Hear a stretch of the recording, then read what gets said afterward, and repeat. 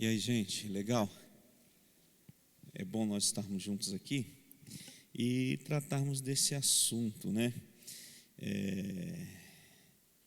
Eu preparei aqui, busquei preparar de uma forma mais simples possível, principalmente visando fornecer algum entendimento para as pessoas que não conhecem esse termo, ou só ouviram falar, não tem assim um conhecimento básico, né? E então talvez não seja assim novidade para aqueles que cursam nosso seminário e para aqueles que já leem a respeito do assunto. Mas é sempre bom relembrar, né? É sempre bom a gente relembrar fundamentos, e principalmente quando se trata de um assunto que é tão caro à nossa fé cristã e que principalmente nós encontramos algumas dificuldades nos dias de hoje, justamente porque as pessoas elas não elaboram essa questão da cosmovisão cristã, que é o que eu vou apresentar para vocês aqui. De uma forma breve, nós vamos ter 5 encontros em relação a isso.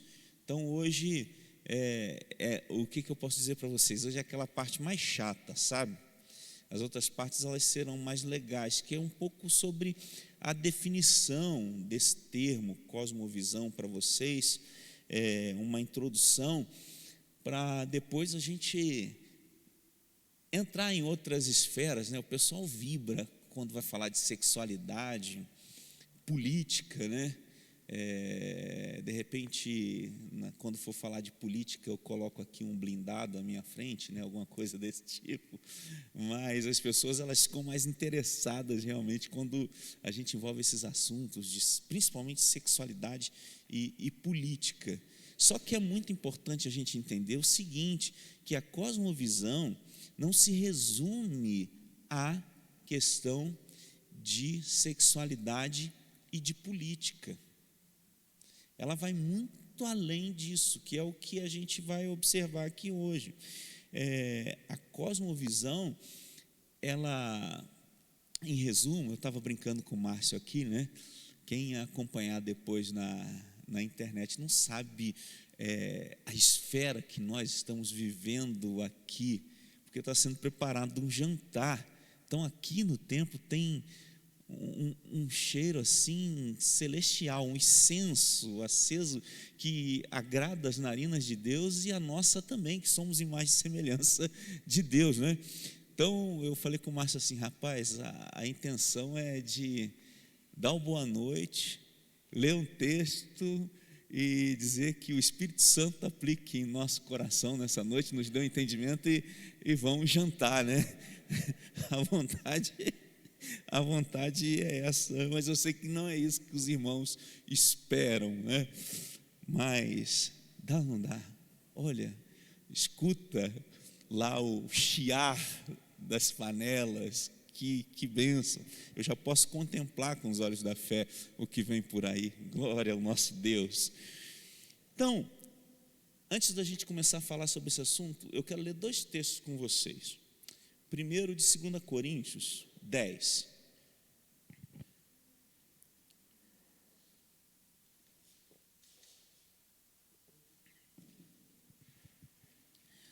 Segunda Coríntios 10.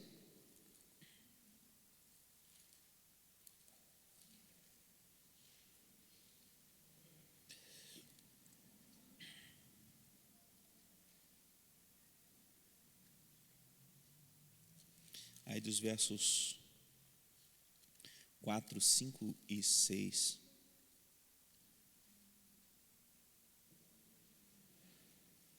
Diz assim a palavra do nosso Deus: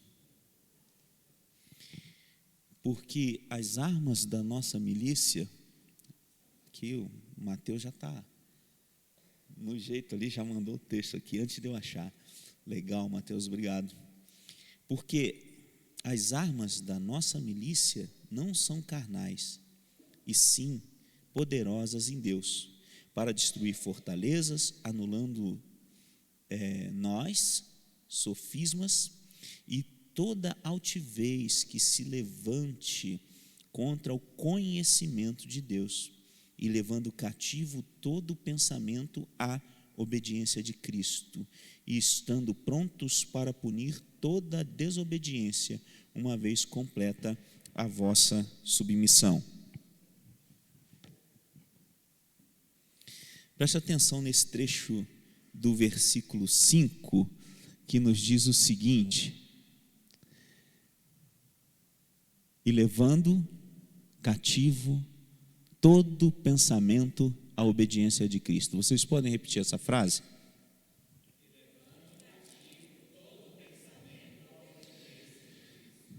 Mais uma vez.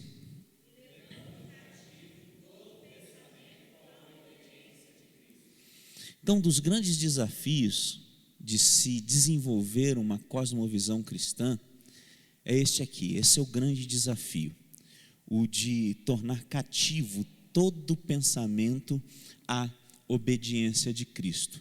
E aí isso não deve ser estranho para a gente, porque nós sabemos que existe uma obra do Espírito Santo que é realizada em nossa vida e que Romanos vai deixar claro para a gente, que é qual? É de que nós estamos sendo tornados semelhantes a Cristo, não é isso? Essa é a obra do Espírito em nossa vida, nos tornar semelhantes a Cristo.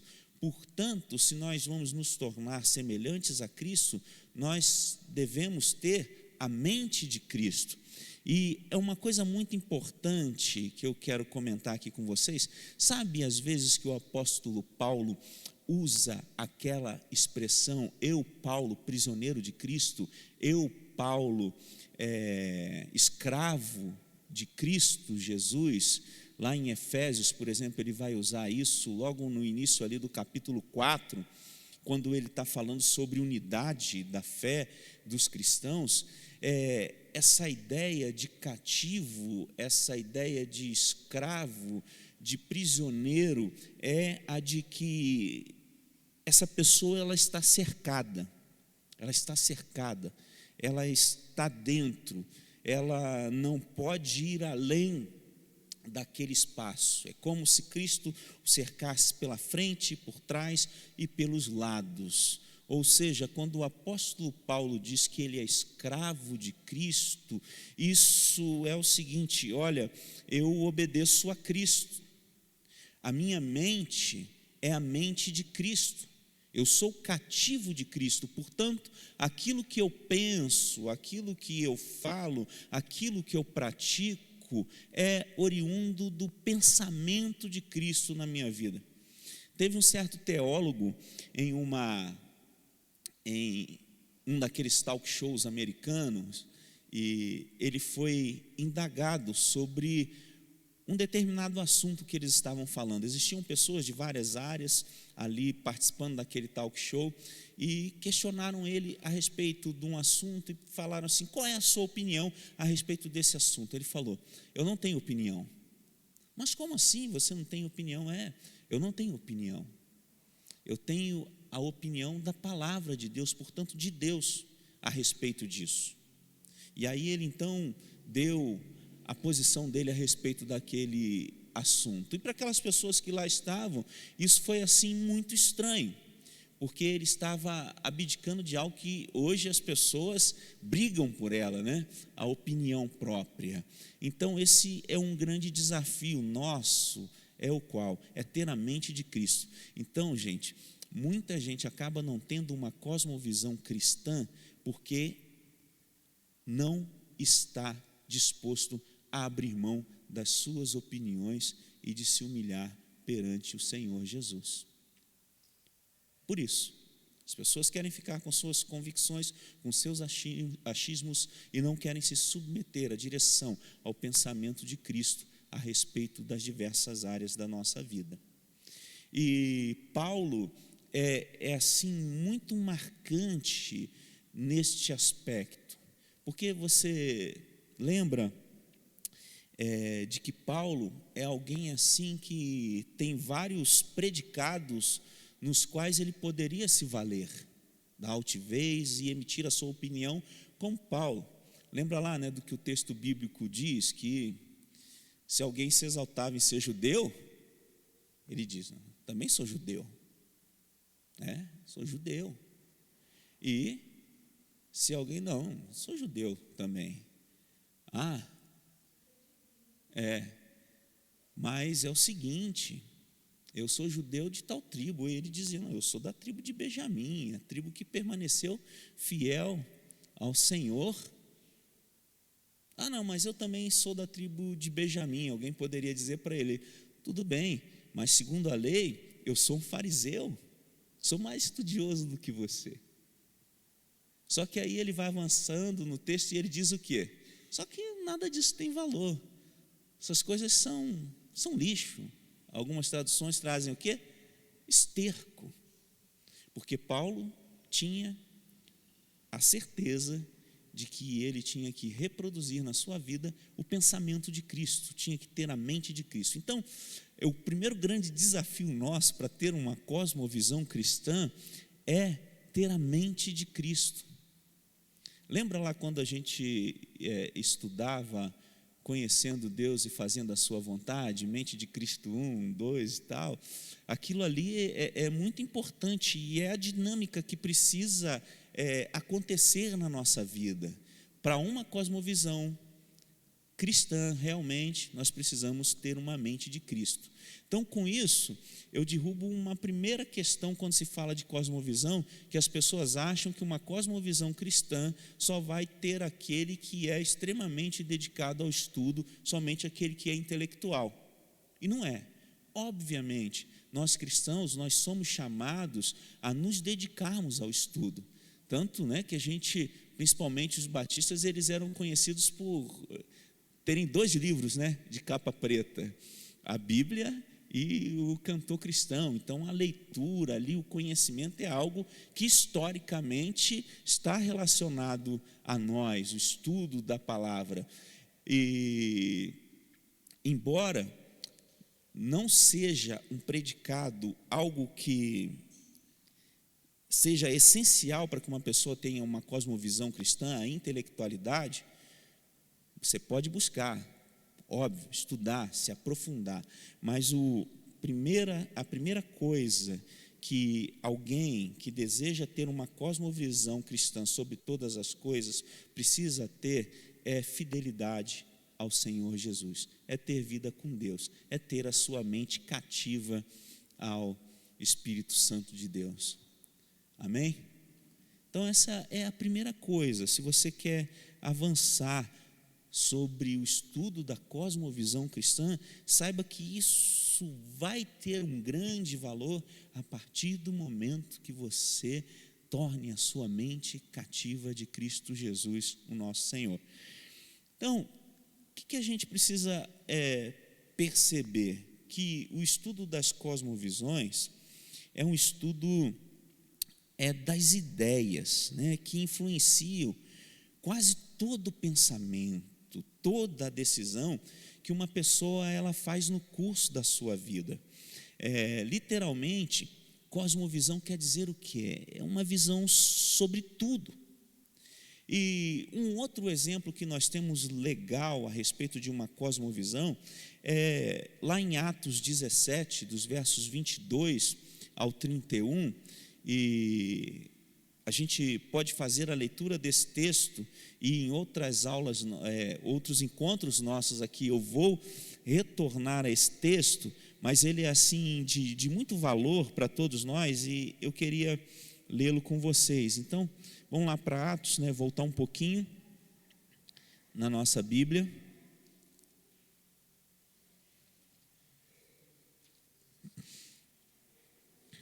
Atos 17, aquele famoso curso no Aerópago,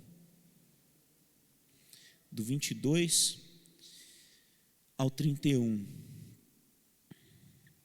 vai nos dizer assim: Então, Paulo, levantando-se no meio do Aerópago, disse: Senhores atenienses, Em tudo vos vejo acentuadamente religiosos. Por quê?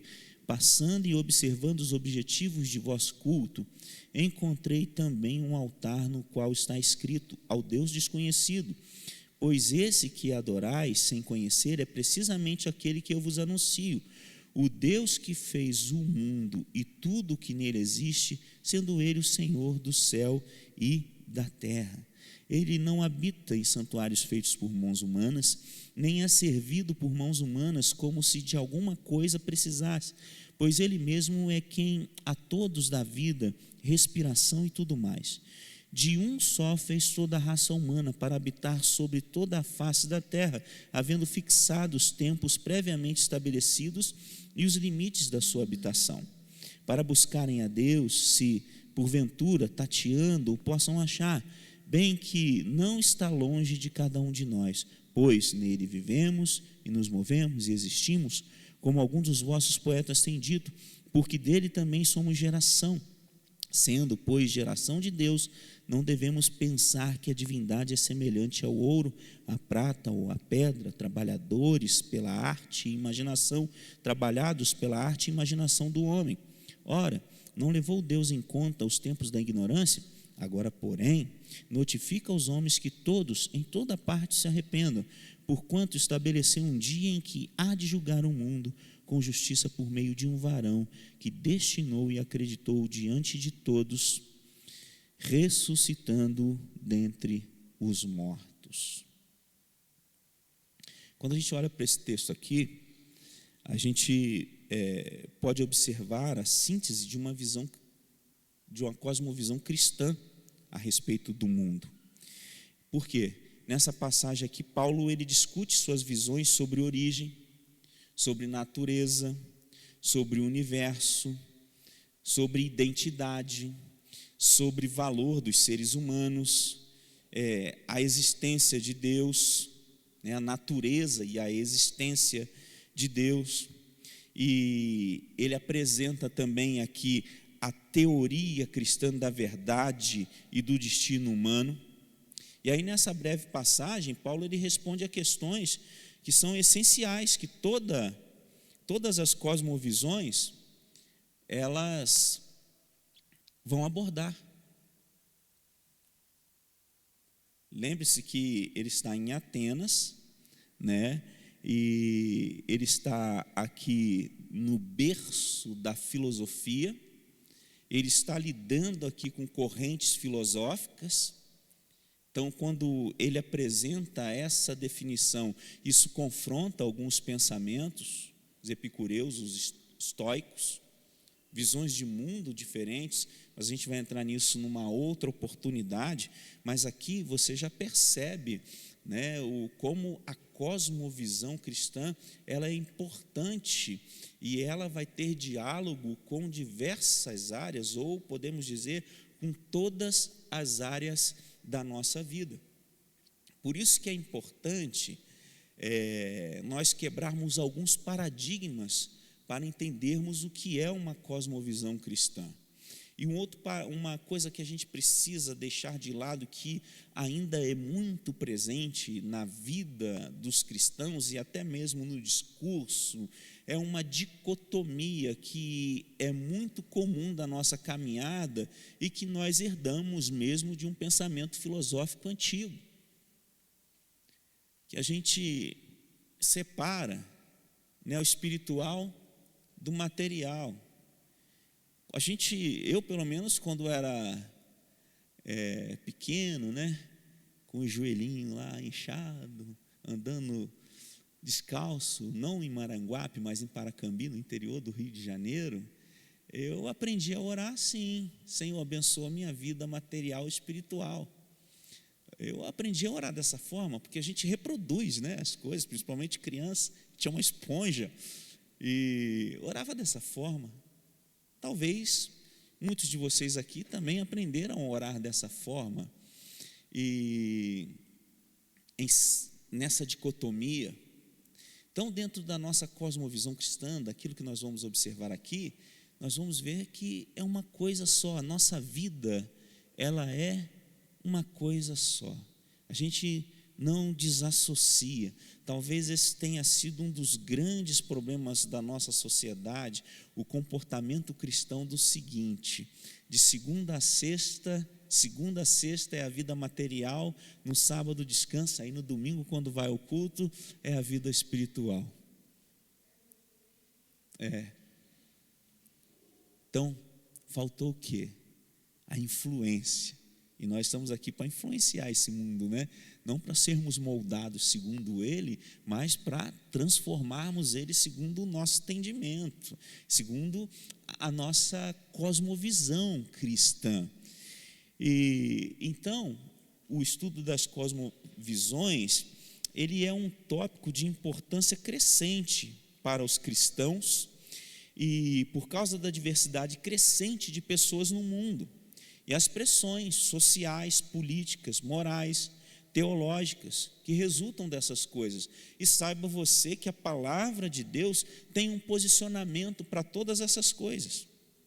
E à medida que a visão das pessoas sobre Deus, os seres humanos, a verdade, a moralidade, o comportamento humano e outras questões se tornam mais diversos, o potencial para o conflito e a confusão cresce. A gente vê hoje a guerra de narrativas que nós vivemos em diversas áreas. E como está você na defesa da sua fé, na apresentação de uma visão cristã a respeito de algum assunto? E aqui eu vou começar a indicar alguns livros para vocês, e você pode ir anotando aí, depois também eu envio no nosso grupo. A gente precisa criar uma cultura de ler literaturas de apologética. É muito interessante. O que é apologética? Em resumo, a defesa da fé, a defesa da sua fé, a defesa da verdade. Então tem um livro do John MacArthur, A Guerra pela Verdade. Já leu esse livro? Não. Mas vale a pena você fazer a leitura desse livro, A Guerra pela Verdade, do John MacArthur. Porque hoje é um conflito, uma confusão. Nós vivemos numa época em que o relativismo é algo assim muito impregnado na nossa sociedade. E aí o que acontece? Não é incomum uma disputa intensa em romper quando duas pessoas se envolvem numa conversação sobre algumas das principais questões morais do nosso dia. Aí acontece a fonte de discórdia e geralmente uma diferença em como cada pessoa vê o mundo. E o que eu estou propondo aqui para vocês? Outra coisa que a gente precisa entender, daqui a pouco eu vou explicar mais sobre cosmovisão, mas nós precisamos buscar ter uma cosmovisão cristã de mundo, não como um feito de arrogância. Entenda bem isso, isso é muito importante. Nós precisamos ter uma cosmovisão cristã, mas não para que ela seja aplicada como uma ferramenta de arrogância intelectual, que é muito comum. Na nossa vaidade, nós como seres caídos, daqui a pouco eu vou falar com vocês, e embora estejamos vivendo aí o mês do orgulho, né? Como dizem aí, nós sabemos que numa cosmovisão cristã o orgulho é pecado. Então nós não podemos ter orgulho. E às vezes as pessoas, elas lidam com o conhecimento numa forma de obter reconhecimento. E aplicam o conhecimento que tem nas suas discussões ou considerações com as outras pessoas, divergências, de uma forma arrogante. E não é isso. Como nós vemos aí fora, né? As pessoas, elas colocam a visão delas a respeito de determinadas situações e querem impor essa visão para nós. E dentro de uma cosmovisão cristã, nada é imposto, gente. Não é por força, não é por violência, não é no poder da espada, não é a instalação de uma teocracia. Você está entendendo? Não. É pelo poder de Deus a transformação. Então nós buscamos ter uma cosmovisão cristã, mas não por arrogância, mas para a honra e glória de Deus e a apresentação de uma verdade que pode transformar vidas neste mundo que pensa que as coisas são relativas, mas que na verdade o que eles necessitam é daquilo que é puro, daquilo que é verdadeiro e daquilo que não muda, que é o Evangelho de Cristo Jesus, o nosso Senhor. Então, a cosmovisão cristã não deve ser feita com arrogância, mas com convicção. Sempre. Nada de arrogância, mas com total convicção. Uma boa cosmovisão cristã vai dar a você convicção, vai permitir que você comunique suas ideias com convicção que o cristianismo bíblico fornece o melhor entendimento da realidade, do conhecimento, da existência humana, do propósito de vida, de que o Evangelho tem a melhor explicação do que acontece aos seres humanos quando eles morrem, de que você deveria se sentir livre para comparar e fazer o contraste entre as visões aí existentes. E aí uma coisa que é interessante, as cosmovisões são plurais. E até mesmo no nosso meio cristão, existem cosmovisões diferentes. Em alguns pontos elas são diferentes. Mas mais para frente também nós vamos ver que uma cosmovisão bíblica, ela nunca vai divergir nos pontos essenciais da fé cristã. Entendeu? Então vamos lá. O que é cosmovisão? Vamos fazer uma análise breve a respeito disso. Quando a gente observa algumas literaturas assim atuais sobre cosmovisão, as literaturas vão fornecer uma variedade de definições, e todas as quais, de uma forma ou de outra, chegam à forma como uma pessoa vê o mundo. Como uma pessoa vê o mundo. E, em essência, uma cosmovisão é sobre tudo. E cada experiência que temos, cada pensamento, cada dor e prazer é interpretado por meio das nossas crenças sobre a forma, de como as coisas são, como as coisas deveriam ser, como nós reagimos à dor ou ao prazer, e até mesmo o que é considerado dor e prazer. Procedem de quê? Procedem da nossa cosmovisão. Então, a cosmovisão é como se fosse um ajuste de uma visão. Nós vamos ver aqui algumas definições, mas antes eu vou trazer uma bem simples para você. Talvez vocês já ouviram a seguinte expressão: a cosmovisão é o óculos como a gente enxerga o mundo. Mas eu gosto da seguinte, olha, ela é a lente.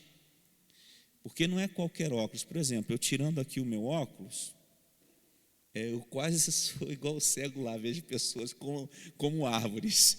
É quase desse jeito, Fica todo mundo embaçadinho. Eu só sei que a Ana Lenita está lá atrás, porque eu já tinha enxergado ela antes, e o amarelo ressalta também. Mas, fora disso, se alguém chegar agora, eu vou ter dificuldade de identificar a pessoa. Mas, quando eu coloco aqui, parafraseando lá o poeta, tudo fica divino, tudo é maravilhoso. Eu consigo enxergar muito bem os nossos irmãos. Então, se uma pessoa é capaz de usar o termo cosmovisão, e aí isso é interessante, ela provavelmente tem uma. E elas podem ser capazes de articular todas as suas crenças sobre tudo, ou mesmo conscientemente saber quais são as suas crenças. Mas elas sustentam crenças sobre tudo no mundo e sobre o mundo. E como elas chegam a essas crenças, às vezes é um caminho complicado, visto que isso envolve onde nasceram, como foram criadas, que educação receberam, que tipo de experiência tiveram, e vai assim por diante. Por exemplo, quem já viajou para fora vê o impacto, né, das visões diferentes a respeito de uma mesma coisa. Por exemplo, né, eu quando cheguei aqui em Goiás, muita diferença cultural. Quando eu vi pela primeira vez a pessoa dizer para mim assim, vem que eu te dou uma bolacha, eu pensei que ela queria me bater. Porque no Rio, bolacha é um tapa, uma pancada, né? Lá no Rio é biscoito, não é bolacha, é diferente. E se você diz se um carioca está querendo dar um tapa em quem está aqui na região centro-oeste, né? Ele falou, vou te dar uma bolacha. O cara, não me dá, mas não é o biscoito que ele estava imaginando, né? Então, para você ver, estamos dentro de um país, a gente muda aí a região, as coisas já modificam muito. Eu me recordo, quando eu, mais novo, no primeiro semestre ainda no seminário, estava fazendo estágio, liderando a juventude de uma determinada igreja. E então, enviaram para essa igreja um missionário escocês. E esse missionário chegou e ele ficou hospedado em uma propriedade da igreja. E quando o irmão foi buscá-lo, ele estava com seu cachimbo no canto da boca, sentado numa cadeira, observando a vista e degustando o seu cachimbo. Aquilo foi um motivo de escândalo total.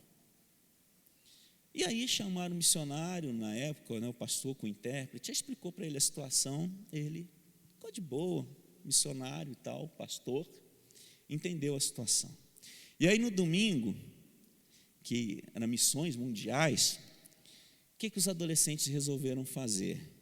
E com a minha aquiescência, né, a ideia, olha, no domingo, durante o culto, a gente vai lavar o carro dos irmãos, os irmãos vão pagar R$20 por cada lavagem de carro e a gente vai reverter esse dinheiro para missões. Quando o missionário chegou na igreja e que ele viu nós, os adolescentes, lavando o carro, ele ficou indignado com aquela cena.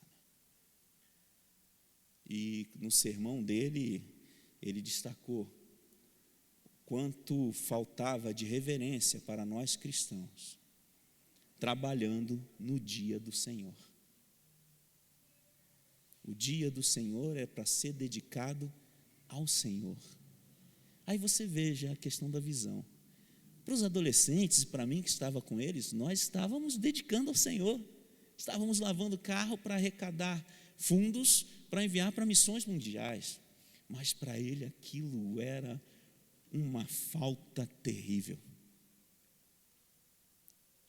E para o irmão que o viu fumando um cachimbo, era algo inimaginável para um pastor. Então perceba como temos a visão diferente sobre as mesmas coisas. Temos uma percepção diferente. E assim é na nossa realidade, no nosso dia a dia. Então, o estudo das cosmovisões, ele é particularmente importante para os cristãos que tomam a grande comissão seriamente, pois uma cultura crescentemente diversa representa um desafio muito grande para o Evangelho. Nós vivemos uma época de multiculturalismo, de pluralismo, e a crença comumente sustentada de que nenhum sistema de crença é melhor que o outro. Então, isso gera o quê? Um desafio às reivindicações exclusivas do cristianismo.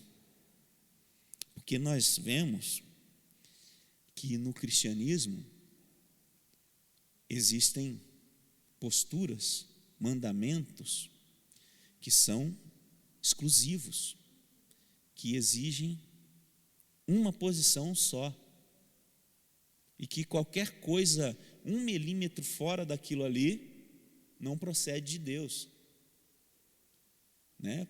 seja o vosso falar sim, sim, não, não. Então, o que passar disso é o quê? Então, não, depende. E aí? Como é que fica isso, né? Olha aí o que a gente tem que lidar. E aí o que acontece? Por que a gente precisa voltar ao estudo da cosmovisão e aí entender que nós precisamos nos aprofundar em algo que, num determinado tempo da nossa história, foi abandonado. Algo que foi desenvolvido pelos reformadores. Eu vou apresentar alguns nomes aqui para vocês, né? E dentre eles eu destaco Abraham Kuyper. Assim, a obra dele sobre uma cosmovisão cristã é algo tremendo e que influencia qualquer escritor sobre o tema nos dias de hoje. Não tem como falar sobre cosmovisão cristã sem citar Abraham Kuyper.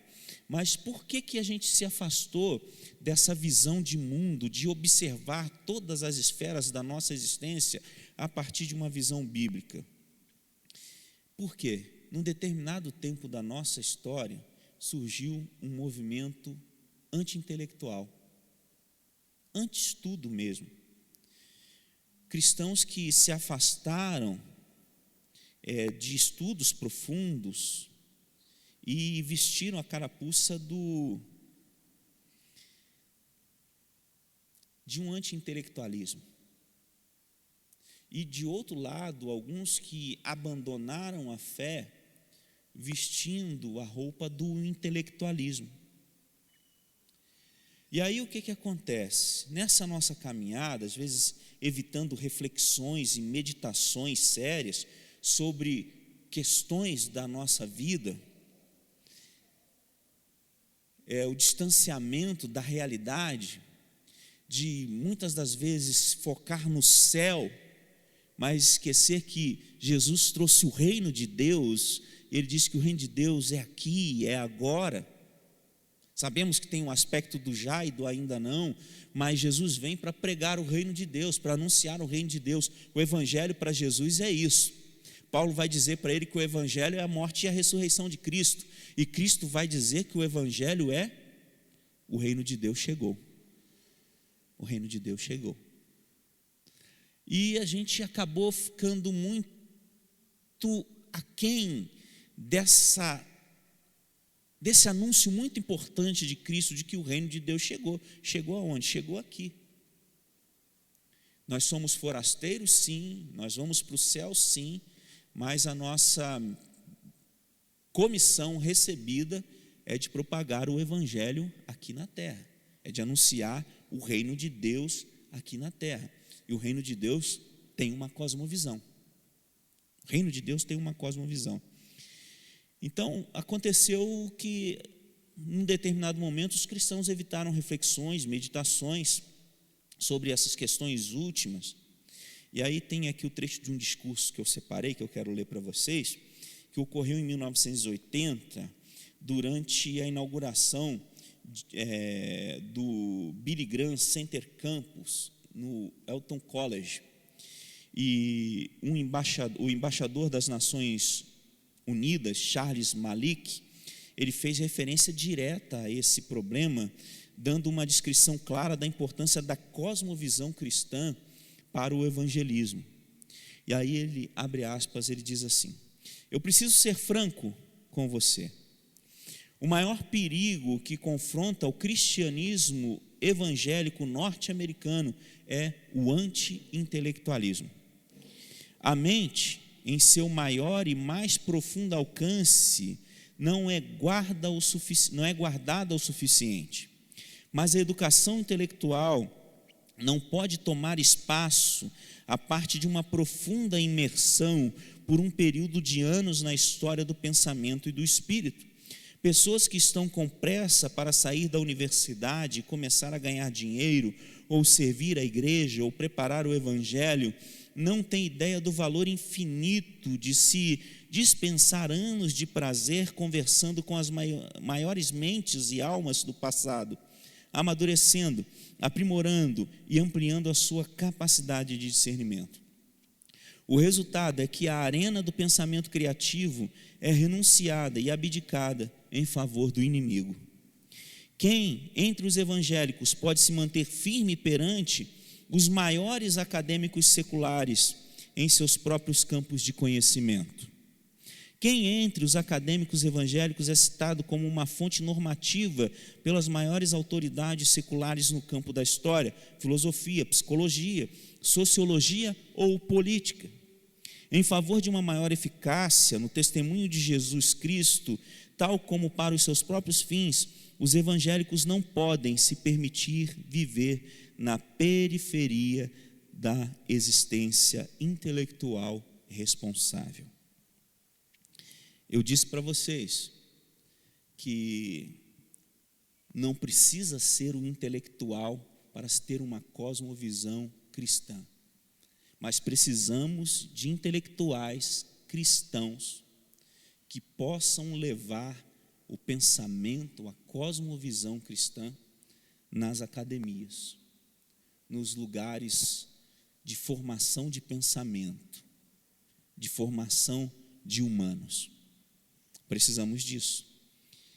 E é sobre isso que o Malik exorta então os cristãos ao quê? A deixarem a preguiça do estudo, deixarem o anti-intelectualismo e se reenganjarem no plano de ideias. E aí, quando a gente olha para a história cristã, nós temos aí Moreland, William Lane Craig, outro livro aí para vocês guardarem, anota aí, do William Lane Craig, depois eu mando lá no grupo, Em Guarda, uma defesa da fé, um livro muito bom também, que vai tratar dessa questão da cosmovisão cristã. Então, por exemplo, o William Lane Craig e o Moreland, eles ressaltam correntemente que os cristãos não podem se dar ao luxo de serem indiferentes ao conflito de ideias que toma o espaço na civilização ocidental. E esse conflito, ele é áspero, principalmente dentro das universidades. Nós vemos a dificuldade que existe hoje na propagação de um pensamento cristão dentro das universidades. E eles nos alertam que nas universidades é que se formam o quê?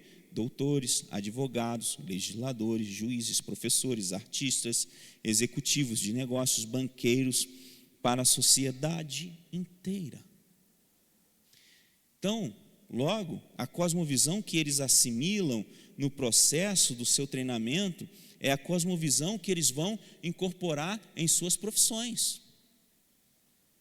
E, finalmente, na sua influência, uma vez que moldam a cultura.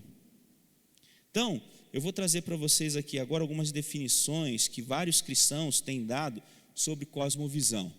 Eu trouxe uma simples aqui para vocês, mas vamos ver alguns teóricos a respeito disso. Tem, o primeiro acho que é o James Sire, está ali. Ele vai dizer o que sobre a cosmovisão? Que a cosmovisão é um conjunto de pressuposições sobre a formação básica do mundo. É o sistema de crenças completo e fundamental de uma pessoa. O Phillips e Brown, ele vai dizer, uma cosmovisão é uma explicação e interpretação do mundo e uma aplicação dessa visão à vida. Vamos ler a outra definição juntos agora? Vamos lá? Uma cosmovisão fornece um modelo do mundo que orienta o seu aderente nesse mundo. Ou, uma cosmovisão é um sistema completo de crenças, valores, princípios éticos e comprometimentos de uma pessoa. Ou seja, cosmovisão é sobre tudo. Tudo. E toda e qualquer cosmovisão, ela toma partido sobre os pontos que nós observamos. Por exemplo, cosmologia. Toda cosmovisão tem explicação para a origem e para a natureza do universo.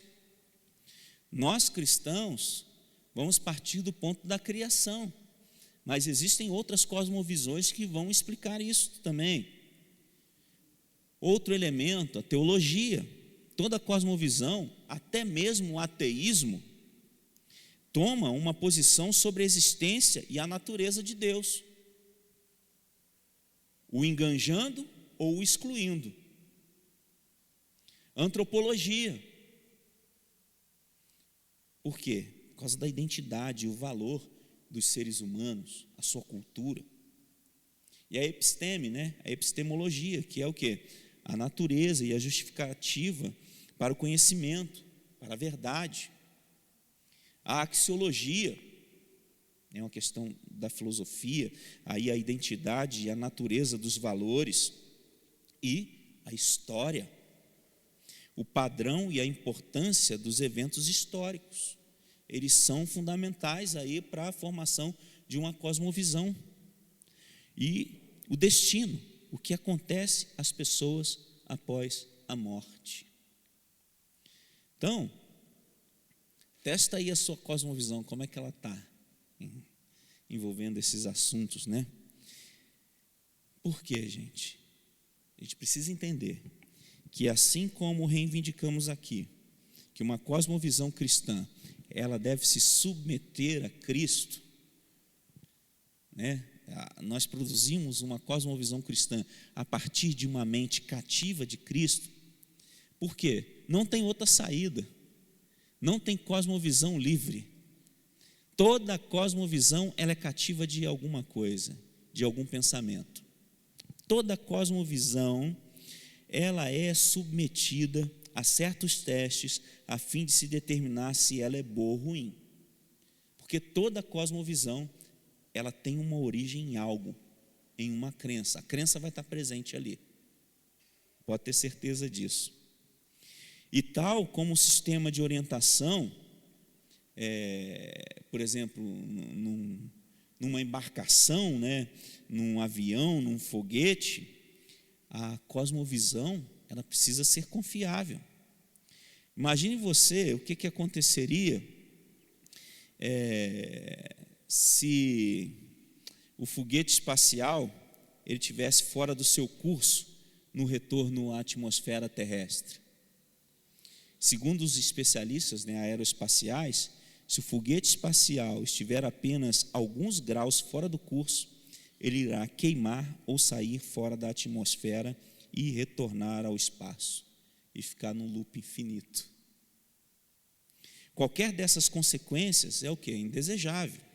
Logo, o importante é saber se o sistema de orientação a bordo do foguete espacial foi testado, verificado e se ele é confiável.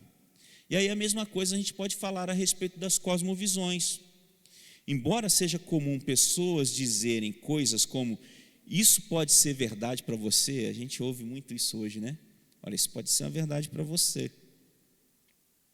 Uma coisa kierkegaardiana, Mas isso não é verdade para mim. Portanto, não imponha a sua visão sobre mim. Eles dizem isso, mas tentando impor a visão deles sobre você. Então, a verdade, ela não é determinada dessa forma subjetiva, de maneira nenhuma. A verdade, ela precisa estar sujeita ao quê? Verificação, assim como um sistema de orientação do foguete está sujeito a uma mensuração da sua exatidão. Então, toda verdade, ela precisa ser submetida à verificação. E aí, toda cosmovisão precisa estar sujeita a testes para se determinar se ela é ou não abrangente. Então, o teste é o seguinte: se as respostas são coerentes, se as exposições ali a respeito do assunto, elas se conectam de forma a se entender. A cosmovisão tem lógica, existe uma lógica. Um outro teste de que se uma cosmovisão, que a gente precisa submeter uma cosmovisão, é se suas crenças básicas apresentam consistência interna umas em relações à outra. E, por exemplo, quando a gente fala de naturalismo, ele reivindica que o mundo físico é tudo o que existe. E aí, inevitavelmente, isso leva à conclusão de que para uma coisa existir, precisa ter propriedades físicas. E a própria ciência já refuta isso nos dias de hoje, né? Não se resume as coisas a questões físicas. A gente já está chegando no horário aqui, aí eu preciso avançar um pouquinho. Por que a gente precisa de uma cosmovisão cristã? Primeiro, a cosmovisão cristã, ela unifica as crenças de uma pessoa num sistema coerente e bíblico. As crenças básicas da cosmovisão cristã fornecem uma estrada abrangente, coerente, consistente e atrativa pela qual se pode viajar ao longo da vida. E aí a gente vai falar sobre isso mais à frente. Outra coisa da importância de nós termos uma cosmovisão cristã é que ela fornece um guia para a nossa vida prática. Você vai ter sucesso no exercício prático da verdade do Evangelho a partir do momento que você tem uma cosmovisão cristã. Quando se tem uma cosmovisão cristã, quando você lê o texto sagrado e você diz, poxa, isso aqui eu aplico assim na minha vida, isso eu posso aplicar dessa forma na minha vida, isso aqui é verdade, e eu posso utilizar dessa forma na minha vida. Então, o cristianismo, ele é designado por Deus para operar, na verdade, a vida real, não apenas hipoteticamente, quando as crenças e valores da cosmovisão cristã são aplicados à vida real. Elas funcionam quando nós vemos a vida pelas lentes da história divina, da criação, queda, redenção e consumação. Então, gente, quando nós vamos falar de cosmovisão cristã, a gente vai tratar de todas as áreas da nossa vida e do que nós vemos aqui ao nosso redor, desse mundo, desse cosmos, a partir desses pilares. Quais são? Criação, queda, redenção e a consumação. Então, se você, a partir do momento que você vai se familiarizando com as Escrituras e você vai aperfeiçoando a sua cosmovisão cristã, você vai ver que todas as coisas elas estão envolvidas aqui nessa dinâmica da criação, queda, redenção e consumação. Isso está presente, gente, vou dar aqui um exemplo para vocês, na produção cinematográfica. Às vezes as pessoas não percebem, né? Mas nós fomos criados à imagem e semelhança de Deus. A gente vai ver isso mais para frente. E quem foi criado à imagem e semelhança de Deus? Só os cristãos? Só aqueles que reconheceram Cristo como seu Senhor e Salvador? Não, todo ser humano, ele tem a imagem de Deus. Por isso que o ser humano é capaz de criar. Por isso que o ser humano é capaz de fazer tantas coisas grandiosas, belas, de muito valor, porque ele tem a imagem de Deus nele. Mas aconteceu algo nessa caminhada, o ser humano caiu, pecou, a queda. Então essa imagem, ela meio que se distorceu no que se diz a aspecto da aplicação da imagem de Deus na vida do ser humano e na prática da vida, na prática dessa vida. Essa imagem, ela se distorceu, alguém derrubou a antena do sinal, a coisa ficou distorcida, e a partir daí o ser humano ficou tateando as coisas, e é por isso que nenhum homem pode se salvar por si mesmo, é só por obra do Espírito. Só o Espírito Santo de Deus é que sintoniza o canal de novo e tira essa distorção da imagem. E veio a redenção através da obra de Cristo. As coisas foram consumadas com a obra de Cristo na cruz. Ele mesmo diz, está consumado. E nós ainda vamos experimentar coisas à frente, né, como a nossa glorificação. Então, quando nós falamos de cosmovisão cristã, nós temos que tratá-la dentro desses aspectos. E como eu falava para vocês do filme de Hollywood, né, pense na cosmovisão cristã sobre as coisas como aquele filme que começa do final, sabe? Não tem aqueles filmes que começam com o fim, as coisas lá dando certo, tudo dando certo, celebrando, mas aí de repente volta a história, e aí o mocinho, essa ideia, né, de mocinho, de vilão, isso é uma cosmovisão cristã, está presente ali, influenciando tudo. Então aí o enredo desse filme vai mostrar que chega um determinado momento que as coisas saem do controle, se perdem, né? O mocinho, ele sofre ali, ele desiste, ele comete uma falha, ele quer desistir, mas de repente algo muda o prisma da vida dele, então vem ali a redenção dele e se consuma tudo com um final feliz. O nosso final feliz está reservado em Cristo Jesus. Nós vamos viver com Ele na eternidade, na consumação de todas as coisas. Mas nosso filme ainda não acabou. Está rodando. Esse longa-metragem está rodando. E nós precisamos, como agentes, dentro dessa realidade, ter a visão certa para podermos atender os anseios reais deste mundo. Por quê?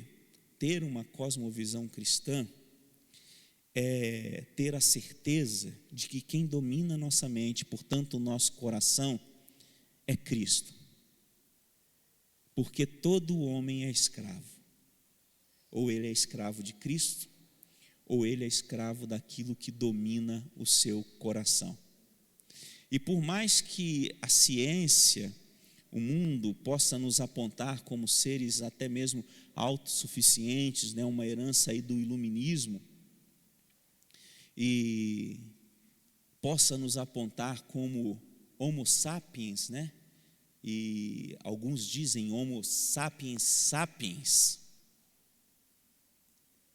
Na realidade, todo ser humano é homem religioso. Porque se ele não adorar a Deus, ele vai adorar outra coisa. E é o que nós vemos nas cosmovisões que estão fora de uma cosmovisão bíblica. As pessoas adorando outras coisas, tendo o seu coração ocupado por outras coisas. E perceba como é correta a cosmovisão bíblica. A Bíblia vai nos dizer o quê? Que aonde está o seu coração, ali está o seu tesouro. A palavra vai nos dizer, contudo, guarda o teu coração, pois dele procede os caminhos da vida. Então, ao contrário do que muita gente pensa, de que nossas ações revelam o nosso coração, na realidade o nosso coração revela as nossas ações, revela quem somos nós. Porque aquilo que ocupa o coração é que vai refletir nas suas decisões, nas suas falas. Lembra do que Jesus diz?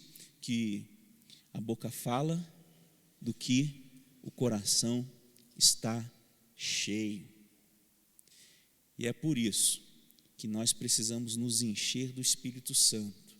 É por isso que nós precisamos entender o que é uma cosmovisão cristã, nos aprofundarmos nela e aplicarmos na nossa vida diária. Nós precisamos entender de que não se separa a vida espiritual da material. E nós vamos conversar sobre isso na semana que vem. Nós vamos entender que a cosmovisão, ela é o fundamento da construção do nosso ser, da nossa vida, do nosso pensamento. Que a nossa cosmovisão, ela vai ser sustentada por coisas que nós não vemos. É como uma casa, né? Tem um autor que vai falar sobre isso. a gente olha aqui e vê o nosso espaço muito legal, a gente entra aqui e confia no que está construído aqui, né, Márcio? Acredito que ninguém entrou aqui e testou se a cadeira, ou olhou se a cadeira estava quebrada ou não, embora tenhamos cadeiras novas aqui.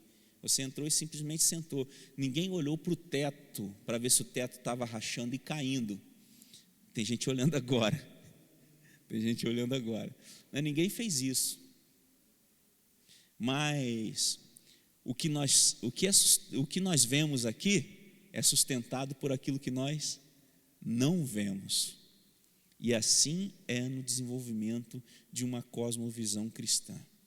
É o que não se vê que vai sustentar essa sua visão de mundo. É o alicerce. Por isso que Jesus vai falar lá do malefício que é construir uma casa na areia e do benefício que é construir uma casa sobre uma rocha, sobre um piso forte, seguro. E é por isso que nós temos que construir a nossa visão de mundo em Cristo Jesus, porque Ele é a rocha, Ele é a pedra angular que sustenta a sua igreja. Amém?